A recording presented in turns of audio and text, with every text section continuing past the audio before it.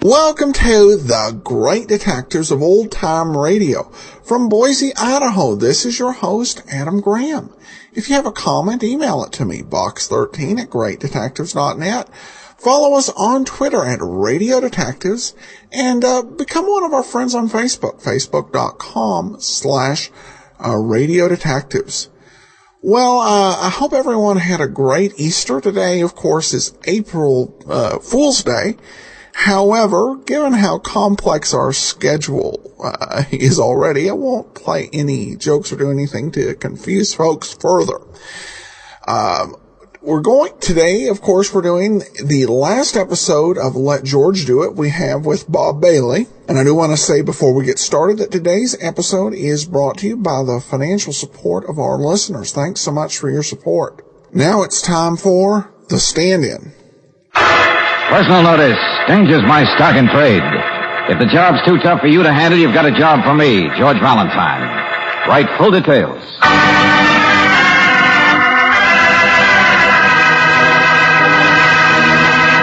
Standard Oil Company of California invites you to Let George Do It. Before we begin tonight's adventure of George Valentine, here's a reminder that for top all-round performance from your car, the gasoline to buy is Chevron Supreme. A balanced blend of all 8 high-performance qualities, Chevron Supreme is designed and refined to give peak performance under all driving conditions.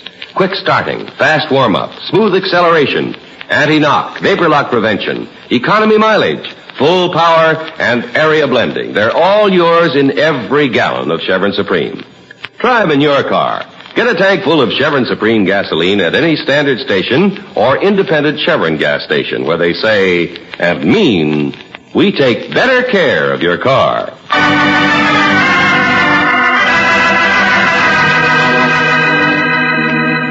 And now, tonight's story, The Stand-In, a transcribed adventure of George Valentine.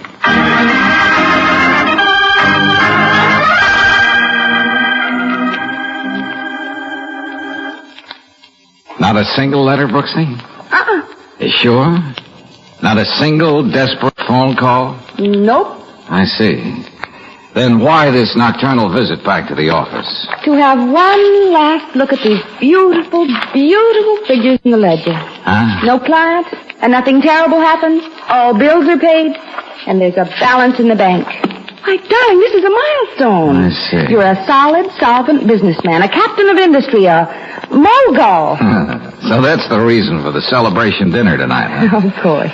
Hey, tell me, did you enjoy your dinner, Angel? Who wouldn't? I didn't. All that wonderful food. Did you notice the way that guy kept staring at us in the restaurant? Oh, well, these days when you saunter in and order a double steak, it calls for a double take, even from the waiter. I wasn't talking about the waiter. Huh? I mean that husky young fellow at the corner table. He was staring at us all through dinner. Why, George, you're jealous. I was just wondering. Well, I'd certainly be disappointed if at least one man didn't look twice. This green slinky number I'm wearing is something new. Well, this gray droopy number I'm wearing is something old, and the gentleman kept looking at me. Darn these long skirts. Okay, let's forget it.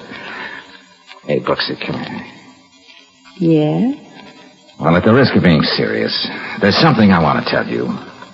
I could never become a Mogul junior grade if it weren't for you. I can tell you how to become a Mogul senior grade.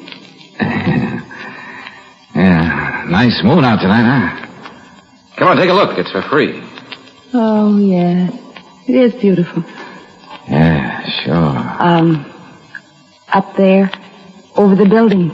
Not down the street, dear. I know it. Look, next to the other building, there's our friend again. Friend? Yeah, from the restaurant. You know, I'm sure of it now. He's been dogging my heels all day. Are you serious? Why? Search me, but I'm going to find out right now. Look, Brooksy, you stay here in the office a few minutes with the lights on. He'll think I'm still here. I'll get down and surprise him, find out what he wants. George, are you sure that you are... Brooksy, didn't your mother warn you against strange men following you? Well, I'll go out the side door, through the alley, and then meet you in front. George, you can't just walk up to a stranger and say, look, Bud, just who do you think you're following? Well, I never say that, Brooksy. That wouldn't be right. No, of course not. No, not. I'll say, look, Bud, just whom do you think you're following?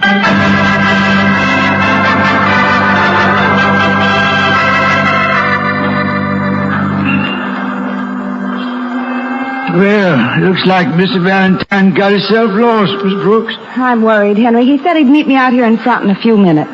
Oh, he can take care of himself, Mr. Valentine can. Well, if I see him inside, when I make him around to the building, I'll tell him you're waiting. Oh, thanks, Henry. Well, I'm going to have a look for myself, even if it means skulking down dark alleys. Never a dull moment. Now what? George? Oh. George! You're hurt, oh, darling. What happened? Oh, It's going to be all right. I'll get a cab and get you to a doctor, and I'll be right back.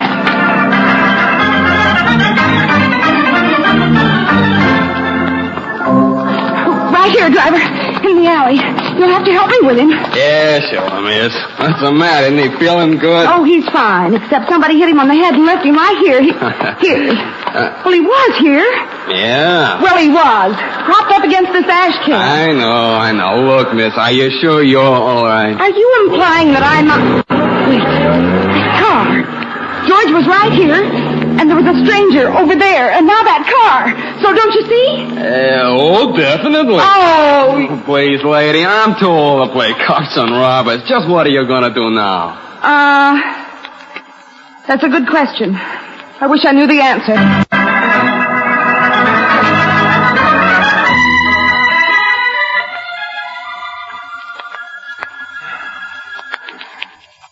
Oh, brother. Hello there. Oh. Hello. Oh. Oh. I can see being married to you is going to be delightfully exciting. Yeah, well, I don't want to be an old worrywart, but just where am I? You're home, Paul. Paul? Look, am I sitting on somebody's lap? I'm really too lucky. I was perfectly willing to marry you just for your money. Money? My, how news gets around. But you also have a sense of humor. And you're beautiful. Oh, well, yeah, I may be kind of pretty, but... Oh, no, wait a minute. Let's stop this. Oh, my head. You know, you're really too big a boy to be getting into brawls. And the moment you got off the boat, too. What boat? The boat from Australia, silly. Oh, let's start from the beginning, huh? Uh-oh. All this is much too luxurious for a padded cell. And you're much too, well, anyway, to be a nurse. Thank you, Paul. And so I draw the rather doubtful conclusion that I am sane and just don't know who I'm supposed to be. Now, just between us, gorgeous, who am I? You love to play games, don't you? Yeah. Well, you're Paul Gibson, the man I've decided to marry. How does the idea of marrying me strike you, Paul? Right between the eyes. What did you say your name was? Gloria. Gloria Bradley. Oh, that's nice to know. I may want to introduce you to friends. Gloria, just when did you decide to make me the happiest boy in the world? And why? Well, it was the simplest thing to do. And you have to admit it's logical. Yeah, that's what I like. Logic. Cold, uncompromising logic. When Father died and left the whole fortune to you, naturally the rest of the family was fit to be tied. Oh, yes, I can imagine. My stepmother and my brother Ted were all for putting a violent end to your young life. But I thought it would be easier if I just married you. And we shared all that beautiful money. You and I. You see, I'm not greedy. Now, look, fun is fun, but I'm not in any... I know. You're in no condition to talk about it now. Look, how did I get in here anyway? Well, you were nursing your poor battered head at our front door at 4 this morning. I draped you on the couch here in the drawing room so you could sleep it off. Thanks. The others are still upstairs sleeping. But I sneaked down early so I could be the first to talk to you. Your friend is in the kitchen getting some coffee. Friend? And I suppose he came from Australia with me. Carried me in his pouch? No, he said he met you at the boat. His name is George Valentine. Oh, brother. Well, wait, Gloria. I don't mind you wanting to marry me. I'm greatly flattered. I don't even mind sharing my fortune with you. But please don't tell me I'm in the kitchen drinking coffee. What? Oh, you poor boy, your head. You're really the one who needs coffee. Yeah, you've got something there. And I'd better hurry in the kitchen before I drink it all up. Oh, wait, Paul. Don't you want me to go with you? No, I'll find it myself. I want to talk to this George Valentine. Alone.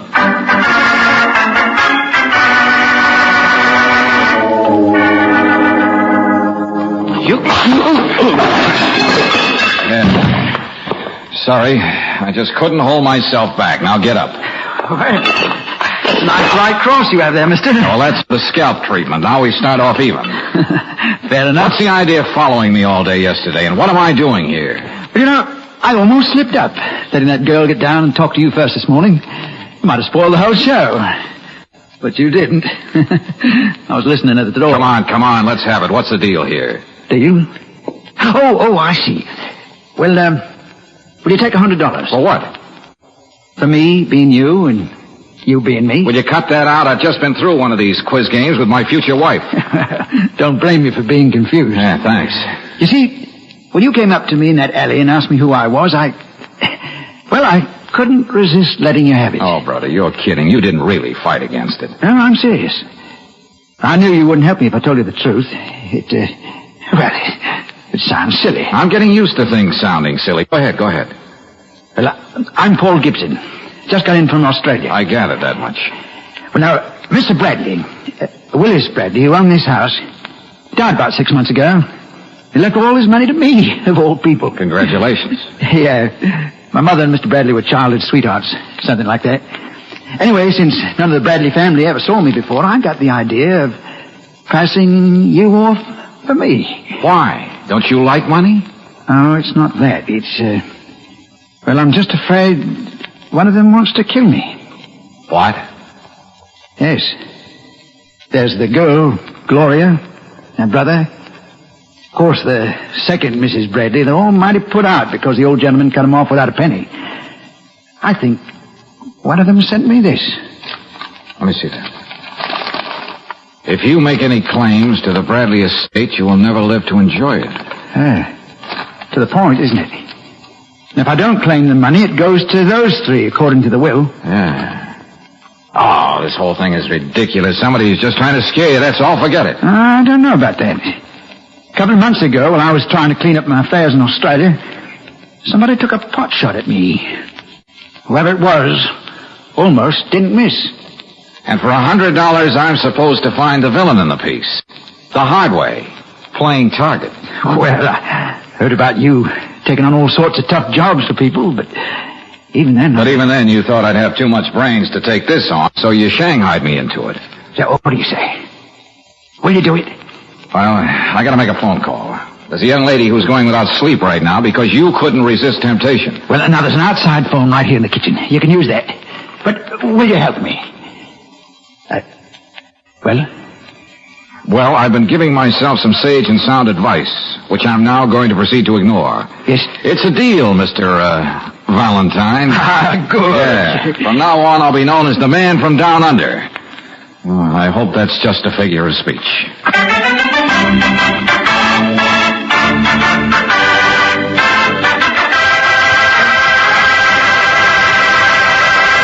In just a moment, we'll return to tonight's adventure of George Valentine. Say, how long has it been since you've changed the oil filter on your car? You might think it was fairly recently, and then be surprised to find out that you've gone many miles beyond the safe operating period. Oil filters, to do the job right, have to be replaced every 6,000 miles. After that, they're so gummed up with sludge and grit that they just can't hold anymore and become clogged and useless. Much the same as a vacuum cleaner when the dust bag is jammed full.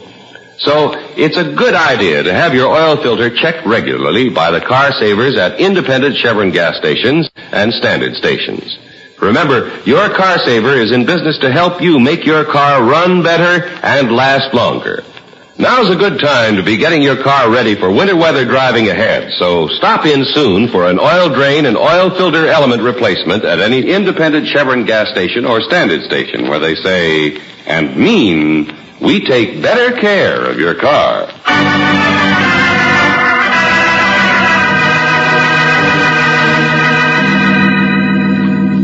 You're hired to take the place of a man about to come into a fortune and marry one of the most beautiful girls in the world. Sounds like a dream assignment. But when said man is marked for murder by persons unknown, well, said dream darkens quickly into a nightmare, even if your name is George Valentine. Anyway, that, in effect, is the subject of conversation between you and Brooksy in the drawing room of the palatial Bradley home on the outskirts of the city. Brooksy, be reasonable. I'm supposed to be incognito. You shouldn't have bounced in here like this. Well, you certainly didn't expect me to sit around twiddling my thumbs while you play Stooge. Not so loud. Remember, the Stooge's name now is Paul Gibson, the pride of the Anzacs. Paul Gibson, darling. Please, I don't know if I like strangers calling me darling. And the blonde, easygoing gentleman upstairs is my friend George Valentine. If you had to give your name away, it could have at least been to a woman. And I know the woman. Yeah, okay. But how am I going to account for you hanging around? You can see I'm the scrub woman in the Australian consulate, and I just had to see you to find out if everything is dinkum in the bush country. Oh, and you don't have to tell me, Ted. This will soon be his house. That would be Mrs. Bradley and her stepson, Ted, I suppose. But, Clarissa, you don't have to be so obvious about Well, it. I shall certainly speak my mind to this Gibson. Oh, Mr. Gibson. Oh, yes, that's right. Good morning. Oh, I'm Ted Bradley. This is my stepmother, Clarissa. Who is this young woman? This is my secretary, Miss Brooks. Secretary? What do you mean? Oh, yes. Social secretary. You know, make all my arrangements for me. Dinners, parties, dog shows, stuff like that. You're not wasting any time, are you, Mr. Gibson? Why should he? Why not wade right in and start spending somebody else's fortune hand over hand? Why should he wait? Oh, come now, Miss Bradley. I tell you this much. I'm not going to just stand stupidly by. You may as well know it. I'm willing to do anything to keep that money out of your hands. She means any legal steps, of course. Oh, yes, of course. I think that's all I have to say by way of greeting. Now I'm going into breakfast. Coming, Ted? Clarissa prides herself on her frankness. See you around, no doubt. I wouldn't leave any lethal weapons around either one of those characters. Oh, what's Gloria like? Gloria? Oh, she doesn't have to worry about lethal weapons. She was born with a whole assortment of them. Oh. You know, Brooksy, that gives me an idea.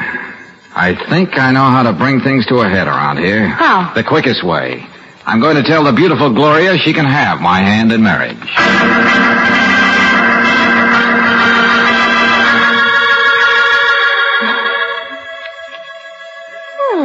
Mrs. Paul Gibson. I'm going to like that. Yes, I thought you would, Gloria. I wonder if it was something you said that gave me that impression. Oh, Miss Brooks, I forgot about you. Why don't you, Scram is the American expression, Mr. Gibson. Oh, that's very cute. I'll make a note of that. One more thing, dear. I promise to make you an exciting, loving wife, as long as your money holds out. Well, there's lots of money. I think this is beautiful. Two people so much in love, still finding time to talk about practical things. I don't want to start bossing you, Paul, but this, secretary of yours is entirely too social. All I said was it was beautiful, and I didn't like the way you said it. Oh, now, please, ladies, don't fight over me. Oh, never mind. Now I want the others to know. Clarissa! Ted! Come in here. I have some news. If she thinks I'm going to let you out of my sight, she's crazy. This is an act, Brooksy, remember? And she kissed you. Nice fight you didn't put up, Buster. What is she going to... What are you screaming about, Gloria? What is it? Here. I'm going to let Paul tell you himself. Yes. Well, folks, I know this is going to seem a little sudden, but you know how it is when love hits you. Yeah, well, the simple fact is, Gloria and I are going to be married. There, you see? Really? Gloria, tell this man he's out of his mind. On the contrary, he's remarkably sane. He thinks he needs a wife to help him take care of all our money. Well, this is a surprise. I'm not going to let you get away with this. At least I'm willing to share Paul's money with him. But you and Ted... That will be enough from you. Clarissa, let's be reasonable. Let's face it, Gloria's stolen a march on us. Suppose we try to be good sports about it. Congratulations. Thank you. I'm sure you don't mean it. And good luck, Paul. I still say it's beautiful. Two people so much in love, they don't care who stands against them. You shut up! Mr. Gibson, I was only I saying... know what you were saying. Yes. Don't expect me to congratulate you, Mr. Gibson. And you're not married yet, Gloria. Don't worry, Clarissa will get over it. I'll talk to her. And so will I. I won't be long. Oh, Brooksy, it worked. What worked? All I saw was a family brawl, and Gloria didn't even get hurt. Oh, it was much more than that. Somebody just overplayed his hand. How did you manage to miss it? Oh, it was easy. I don't have any proof, but I think I'll play a hunch and start clearing up this little matter for Paul.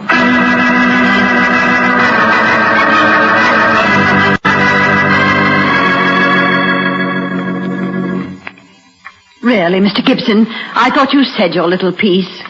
Why did you want to see us here in the library? Oh, Mr. Gibson, your friend, Mr. Valentine, is still upstairs. I think he's taking a nap. Yes, well, I can see him later, Miss Brooks, but where's Ted? Oh, he's being very gallant.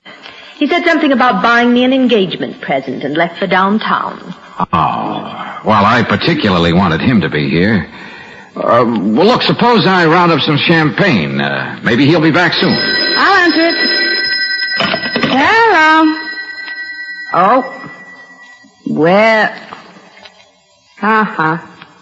Just a minute. It's Ted. Miss Bradley wants to know if you have any preference about the monogram on your engagement present. Tell my brother I think he's an idiot. He should save his money. He's going to need And it. tell him to get back here. It's urgent. Oh, Mr. Bradley, your sister wants me to tell you you're an idiot, and Mr. Gibson would like to see you right away. Oh, don't mention it. Goodbye. Oh, yes, the champagne. Now, really, Mr. Gibson. Mother. What? If I may call you Mother. I'll find it myself. Now, Wait a Gloria. minute, Clarissa. There's a little matter I want to straighten out now while I have the chance.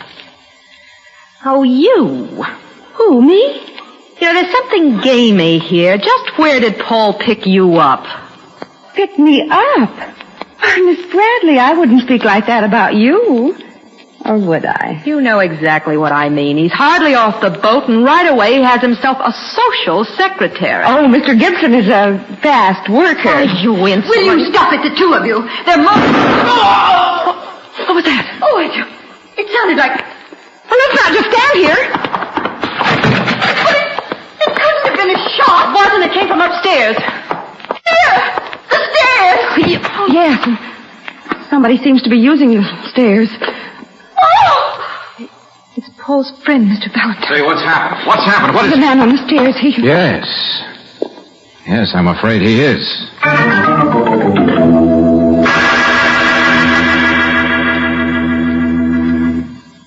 You've got a lot of explaining to do, Valentine. Passing yourself off as an Australian, getting yourself engaged to a Yes, girl. Lieutenant Johnson. Yes, I know. Now let's get out of this kitchen. I'm beginning to feel like a butler. Just a minute, will you? When this thing happened, all the women were together in the library. Young Bradley was downtown buying a present for his sister. You were the only one prowling around. Oh, now, wait a minute, Johnson. You don't really think I killed Gibson? I know. You didn't have a motive. I thought I knew who tried to kill Gibson in Australia and sent him that threatening note. Yeah, who? Well, something's got me stymied. Hey, look, you have a lot of routine detail work here with the boys. Well, give me about an hour, will you? Tell the others I had to step out a while and it was okay with you. Well... Do you think the police department would stake you to a long-distance call, State Department, Washington? Yeah? It's important, Johnson. Now, look, here's the dope.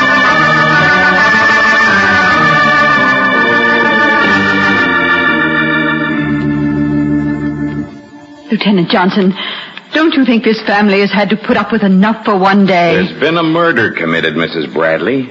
And that's illegal. I really should feel sorry for myself. It's really funny in a gruesome sort of way. What's gruesome in a funny way? I mean... About me, engaged to the wrong man, and a widow before I'm even a wife. You have my deepest sympathies, Miss Bradley. Incidentally, Lieutenant, where is Mr. Valentine? He took a little walk some time ago. No? With my permission, does anybody mind? Oh, we were just curious. No, it's all right. I'll take it. Yes, hello. Oh, Ted, I'm glad it was you who answered. Valentine. What do you want? Where are you? There's something I want you to do for me, Ted, before I get back to the house. Now, you just answer yes or no. But... I don't want any of the others to know what we're talking about. Now, look, beat it upstairs to my room. In the top dresser drawer, you'll find an envelope. Oh, yes? I'm trusting you, Ted, because you were the only one out of the house when poor Gibson got it. That envelope is something he gave me. It's important. I want you to make sure it's still there and nobody got to it. Got that straight? Oh, I suppose Go ahead, so. then. I'll hang on. Okay. Oh, Lieutenant Johnson, it's Valentine. He wants me to check something in his room, okay? I guess so. I'll be just a second. Now, Mrs. Bradley, Miss Bradley, about that threatening note. We're sure to trace it, you know. You certainly won't trace a stupid melodramatic thing like that to me. And don't look at me. Oh, no, not again. What's that? I know I shouldn't let Valentine get... George, on the phone inside, I'm developing a split personality, Brooksy. This guy isn't shot. What did you do to him? Why? The shot was purely for dramatic effect, Gloria. I guess, though, I pushed him a little too hard at the head of the stairs. He'll be all right in a minute. Oh, what happened? Yeah, that's what I want to know, Valentine. I just staged a repeat performance of the little act that was put on here a little earlier today. What do you mean? What do you What's that? What's he talking? You heard me, Ted. When you were on the phone today, you weren't out buying a present.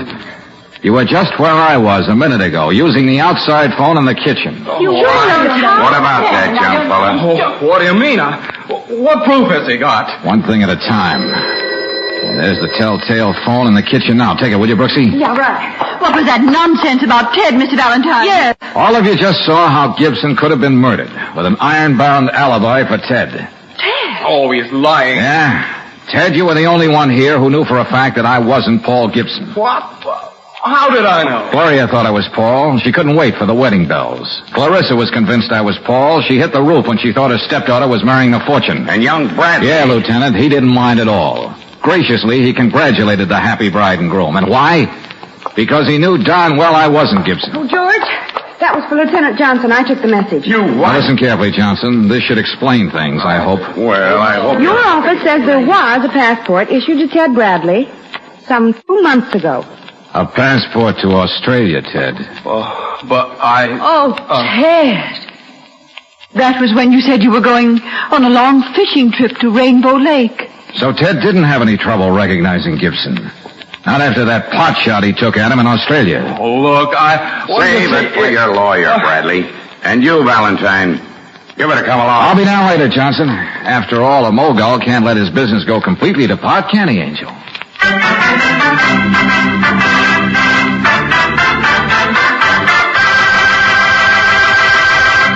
Did you ever stop to think that there's a very real reason why some engines need lots of repair and wear out sooner than other engines of the same model, even though both go an equal number of miles?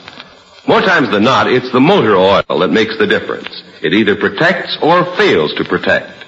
Heavy-duty RPM motor oil gives top protection, actually reduces wear of critical engine parts. So buy what's best for your car. Next time you need oil, be sure to get heavy-duty RPM motor oil at any standard station or independent Chevron gas station where they say and mean, we take better care of your car.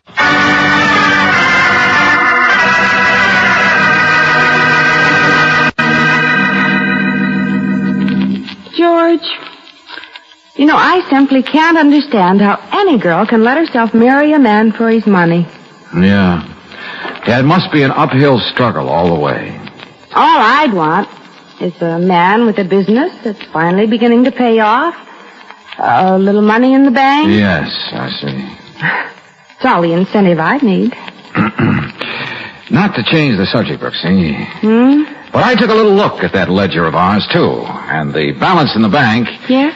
Well, it's pretty much of a mirage, Angel. What are you talking about? You made no provision for taxes. When we're through shelling out, I'll be the broker's tycoon on record. Oh, George. But never mind, Brooksy. Look at all the fun we're going to have building up our fortune again.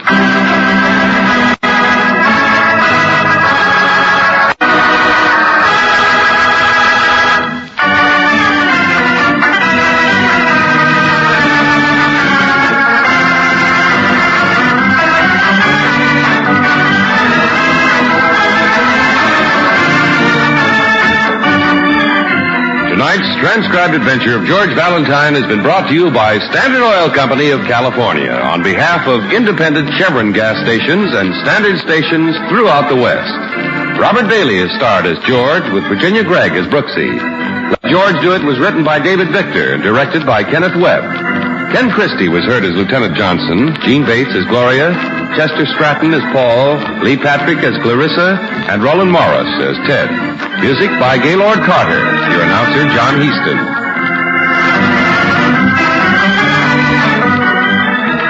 Listen again next week, same time, same station, to Let George Do It.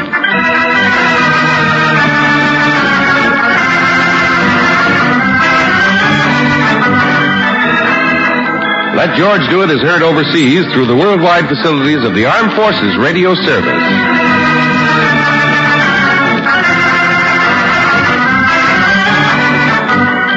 This is the Mutual Don Lee Broadcasting System.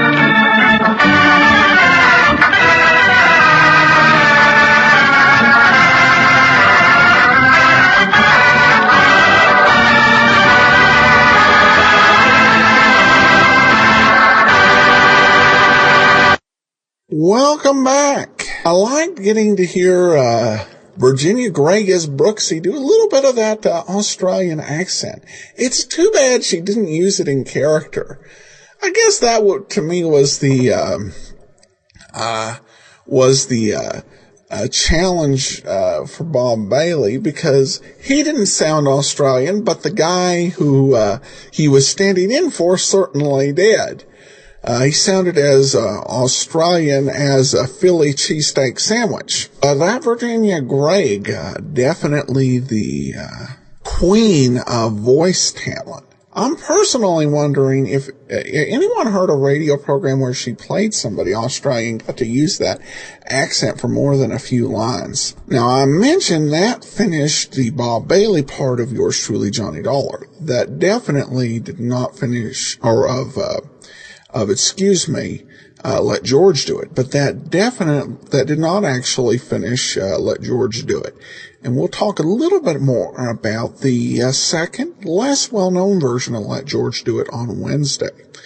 But now we'll go ahead and we'll turn to listener comments and feedback. And we have this from Jerome, who says, do you have any old Charlie Chan shows? Thank you for responding. Nice site. And my answer is that in terms of what we're going to play in the future on the show, we do have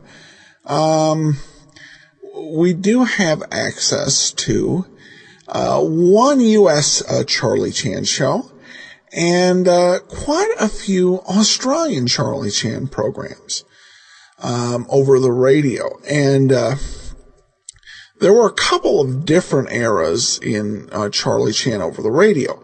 There was the 1930s, which were serialized adventures, 15-minute serials, with Walter Connolly. And these are mostly lost, much like the Perry Mason stories. Because of the fact they're serialized, you just don't have a complete set. There's one story that's often claimed to be complete, Colonel Willoughby's baffling murder mysteries, but really, they just have parts 4 through 7, and with 7 being the last part. The good part is you have the end. The bad part is that you're coming in, right towards the end. So there's one episode of Mystery Playhouse from World War II, which features Charlie Chan, played by Ed Begley. And then we have a lot of Australian episodes, and then there are some partial American episodes. But we'll just be playing that one U.S. episode and then a few Australian Charlie Chan programs when we get to it on the Great Detectives of Old Time Radio. And Jerome says, and I do want to congratulate you on your fine community service to Old Time Radio addicts. Well, I'm glad to oblige. And that will actually do it for today. Join us back here next Monday. Bob Bailey will be in this time spot with yours truly, Johnny Dollar. And join us tomorrow for where Frank Race, formerly heard on Mondays, will be airing on Tuesdays. Send your comments to box13 at greatdetectives.net. Follow us on Twitter at Radio Detectives, and become one of our friends on Facebook, facebook.com/Radio Detectives. From Boise, Idaho, this is your host, Adam Graham, signing off.